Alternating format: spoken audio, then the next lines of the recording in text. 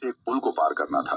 जैसे ही उस आदमी ने पुल पर पहला कदम रखा, तभी अचानक उसके चीथड़े उड़ गए। वह आदमी गायब सा हो गया। बस उसके खून की छींटों के अलावा कुछ नहीं बचा। कुछ समय बाद एक शादी की जीप इसी पुल से गुजरकर रायगढ़ गांव जा रही थी। बारात में खुशियां थीं, पर जीप जैसे ही पुल के बीचों बीच पहुंची, एक अचानक और ताकतवर झटके से वह पूरी जीप पुल के नीचे गहरी नदी में गिर गई। ऐसा लगा किसी ताकतवर चीज ने उन्हें धक्का दिया हो। अगले दिन रात के करीब 2 बजे एक नया जोड़ा बाइक से रायगढ़ पहुंचना चाहता था। पति अपनी पत्नी से कहता है, रायगढ़ पहुंचने के लिए दूसरा रास्ता नहीं है। अगर पुल पार करते हैं तो हम घर पहुंच जाएंगे।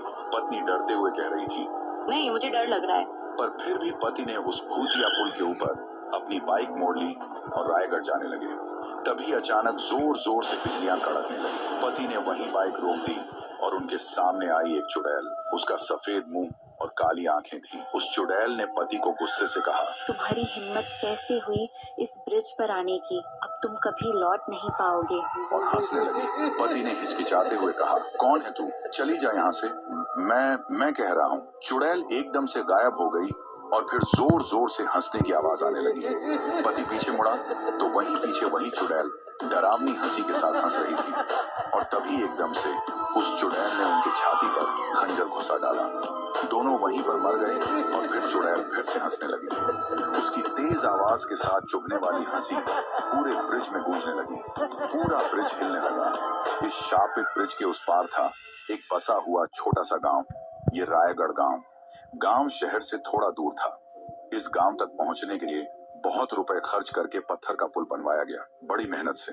गांव में पुल के सामने ही बड़ा सा आलीशान घर था। ये घर थुंग थुंग का था। उसकी शादी 2 साल पहले राधिका से हुई थी। थुंग थुंग शहर में बड़ा जाना माना सिविल इंजीनियर था और 2 साल बाद पहली बार थुंग थुंग राधिका को लेकर रायगढ़ आया। आने के लिए पुल के होते हुए नाव से आना पड़ा। इस बात का राधिका को ताज्जुब हुआ। तभी नदी के अंदर से कई लाशें तैरती हुई दिखी।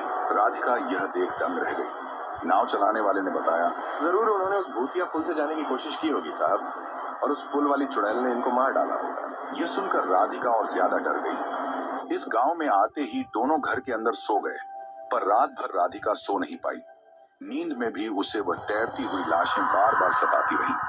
वह डरावने सपने देखती रही और डर के मारे उसने थुंग थुंग को नींद से जगाया और कहा, वो लाशें और वो डरावना भूतिया पुल, आखिर क्या राज है उसका?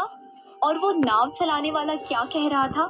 वो पुल वाली चुड़ैल कौन है? मुझे यह सब जानना है। पर थुंग थुंग धीमी आवाज में बोला, चुप रहो। उस पुल के बारे में बात करना बहुत अशुभ है।